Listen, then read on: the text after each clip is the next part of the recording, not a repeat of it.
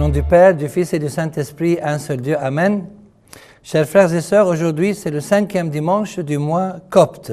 Et j'aimerais aborder la question suivante. Qu'as-tu offert à Dieu? En introduction, tout d'abord une remarque importante. Tous les 3 mois, nous avons un 5e dimanche du mois copte dans l'année liturgique. Ce qui nous donne au bout du compte les 52 dimanches du calendrier des martyrs. 48 dimanches plus 4 dimanches qui constitueront le 5e dimanche du mois copte. Par contre, si un dimanche tombe dans les 5 ou 6 jours qui forment le petit mois copte Nassi, dans ce cas, il y aura un 5e dimanche 5 fois par an au lieu de 4 fois dans le calendrier des martyrs. L'Église considère que le fait d'avoir un 5e dimanche dans le mois est une bénédiction divine, car le dimanche est le jour du Seigneur. C'est la raison pour laquelle l'Église a décrété que l'évangile de l'office de la Sainte Liturgie soit celui de la bénédiction des 5 pains et des 2 poissons. Ce qui fait la particularité de ce miracle des 5 pains et des 2 poissons est le fait qu'il est le seul miracle mentionné par les 4 évangélistes. Matthieu 14, Marc 6, Luc 9 et Jean 6. Avant de rentrer dans les détails de la réponse à la question « Qu'as-tu offert à Dieu ?», il nous faut bien savoir que la valeur réelle de nos offrandes au regard de Dieu se trouve dans l'amour qui accompagne ces offrandes, et non pas dans la quantité d'offrandes. La preuve en est que Dieu accepte la terre qui porte 30 ou 60 ou 100 fruits. Ce qui est très rassurant, c'est que Dieu se souvient de toutes nos offrandes, même si nous les oublions. David le psalmiste s'adresse à chacun d'entre nous lorsqu'il dit qu'il se souvienne de toutes tes offrandes et qu'il agrée tes holocaustes. Abordons certains exemples d'offrandes de la Sainte Bible. Exemple tiré de l'Ancien Testament.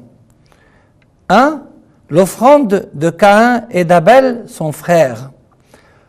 Au bout de quelque temps, Caïn fit au Seigneur une offrande des fruits de la terre, et Abel, de son côté, en fit une des premiers-nés de son troupeau et de leur graisse. Le Seigneur porta un regard favorable sur Abel et sur son offrande, mais il ne porta pas un regard favorable sur Caïn et sur son offrande. 2. L'offrande d'Abraham. Abraham, notre Père, ne fut-il pas justifié par les œuvres lorsqu'il offrit son fils Isaac sur l'autel? 3. Les offrandes des enfants d'Israël. Le thème des offrandes que les enfants d'Israël devaient offrir à Dieu pourra être abordé en plus ample détail lors d'un prochain sermon. 4. La consécration du premier-né. Le Seigneur parla à Moïse et dit « Consacre-moi tout premier-né, tout premier-né parmi les enfants d'Israël, tant des hommes que des animaux, il m'appartient. » 5. L'offrande d'Anne, la mère de Samuel.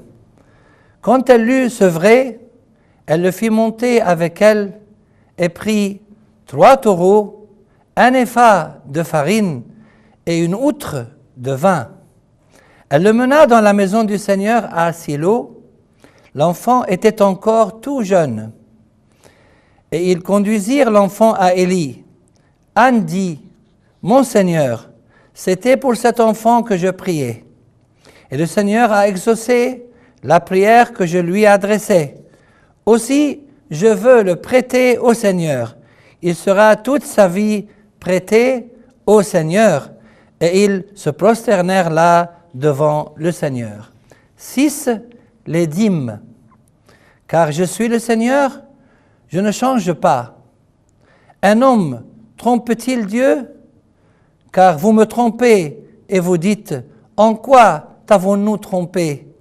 Dans les dîmes et les offrandes. Exemple tiré du Nouveau Testament, l'offrande des rois mages.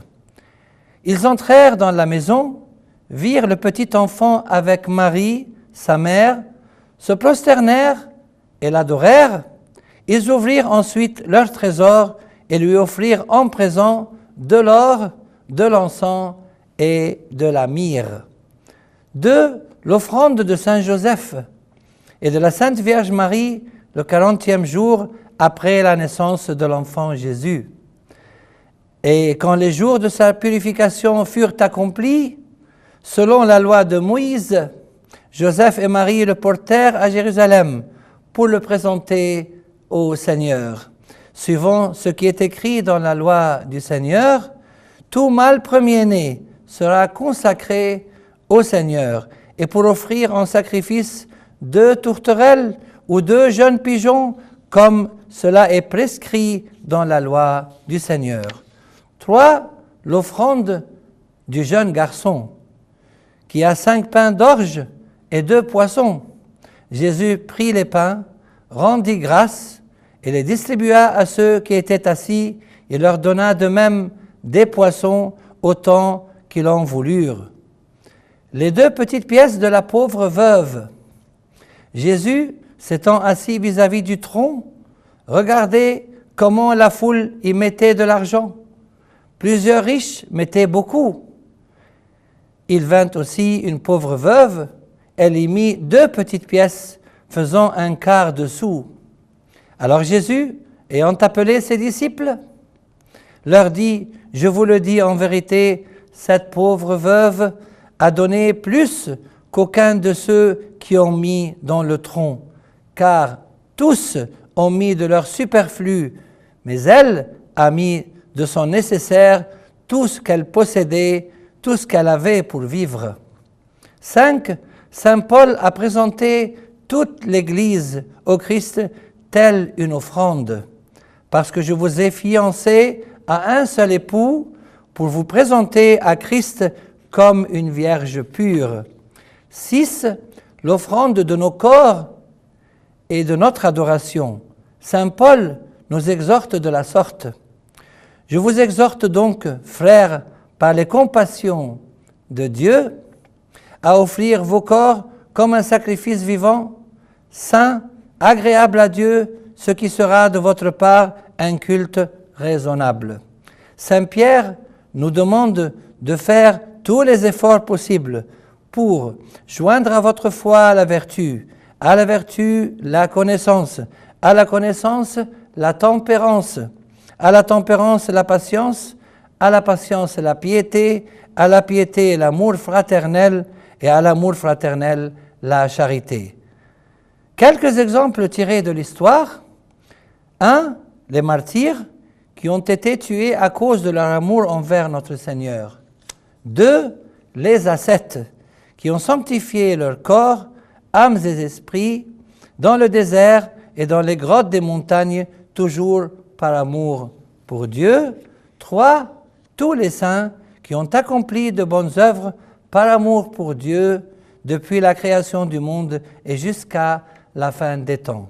Pour conclure, chers frères et sœurs, permettez-moi de poser la question suivante à chacun et à chacune d'entre nous. Qu'avons-nous offert à Dieu? Dieu réclame notre cœur et nous dit, « Mon fils, donne-moi ton cœur et que tes yeux se plaisent dans mes voies. » Que le Seigneur nous aide, par sa grâce, à lui offrir un cœur plein d'amour envers lui, et gloire à Dieu maintenant et pour les siècles des siècles. Amen.